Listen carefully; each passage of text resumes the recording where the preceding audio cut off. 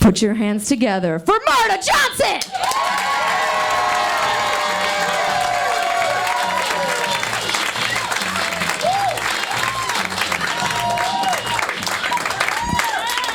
Thank you, guys. It's very welcoming.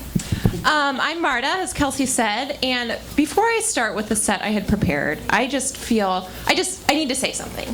I feel like tonight, it's kind of like a wedding for me. I'm single. I'm not even in a relationship, but yeah, thank you. But there are so many people who came out here to support me tonight. I've got my boss. I've got some work friends, other work friends. I have some dance friends here. My former dance instructor. Hi, guys. I have a couple cousins. I've got some family.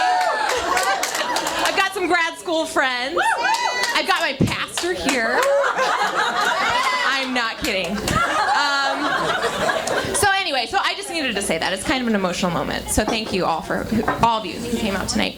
So I'm a social worker. Yeah. The best thing about being a social worker is sometimes people tell me I am a hero for children. The worst thing about it is my car is dirty and I can't afford to wash it. It's pretty terrible, but I figure that hero factor is worth at least $50,000, so it's okay. No big deal. But I like to follow rules. I'm sort of known for it. I'm a rule follower, and this was especially true when I was in school growing up. It's still true now, but when I was in 6th grade, this was a little bit of a problem because my homeroom teacher, Mrs. Johns, she had a rule: no chewing gum in class. This was a problem because, everyone has their thing, and my thing at that time was chewing gum. I needed it. So I would kind of chew it up a little bit and then stick it at the back of my mouth and just kind of suck on it during class. This would usually go undetected, but one day I was in class with my gum at the back of my mouth, and she looks at me, Mrs. Johns, and she says, "Marta, are you chewing gum?" And I was like, yeah, sorry.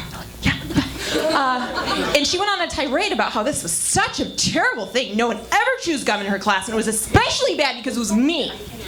And I felt very ashamed of myself. I really did. I was very embarrassed, very ashamed. She didn't punish me, but I punished myself. I didn't chew gum for an entire year after that. No joke. But during that year, I went to Walmart one day with my mother, and 6th grade, and I got a gumball out of the gumball machine with 25 cents, and I put it in my mouth, and I chewed down on it, and I remembered my punishment. And I considered starting the whole thing over again. Didn't happen though. Don't worry. So this following rules that continued all through high school. Actually, my senior year of high school, I was voted teacher's pet. Thank you. I know, such an honor. The best thing about being voted teacher's pet is all the special favors. The worst thing about it is all the haters. There were several. But it's okay. I'm doing okay for myself now. In my life, I like adventure. I do. I follow the rules, but I like a little adventure. And when I was in college, my senior year of college, I did a semester in San Francisco. It was an internship program. And the way I make some decisions in my life is I think to myself, what will be the most interesting experience? And I just have that framework in mind. And so on this semester, I thought for my internship, what would be the most interesting experience? So I decided to do an internship at the Public Defender's Office for San Francisco County in the felony unit. So my supervisor, his name was Will.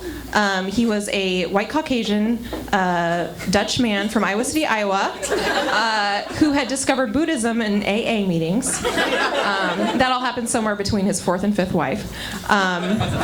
Anyway, he was my supervisor, and I was ready to go for this internship. My mom had bought me this great wardrobe from Eddie Bauer, lots of business casual. I was feeling really good. And it was at the beginning of the semester, and I was walking over to the county jail with Will, and I'm kind of nervous about this because we're going to meet one of the clients, and he was being held on a strangulation charge. It was a murder case, and I'm like shaking in my khakis a little bit. And we're walking over there, and I turn to Will, and I'm kind of like head down. I'm just like, I'm a little nervous, and I just say, Will, I've never met I've never met someone, and he looks at me and he says, "You've never met a murderer?" I'm like, "Yeah, right." And that went well. And actually, I learned a lot in this experience, and just something I would like to share on a serious note. Murderers are not that different from the rest of us. It is true. They just need a little help with following the rules. So they should have talked to me first. But it was a great experience. San Francisco, I had a lot of firsts. My first relationship with a murderer, professional nature only. My first Emmylou Harris concert was really lovely. And actually my first drive-by shooting. And that is violence, that is not a laughing matter, but this falls under the interesting category. It was El Dia de los Muertos in the Mission District, and some friends and I had gone to a parade there. And we were waiting for the bus. It was about 8 or 9 o'clock, and it was raining. Waiting for the bus at the bus stop, and I hear these popping noises, and I think to myself, "Oh, firecrackers!" And then I look across the street, and I see the gun.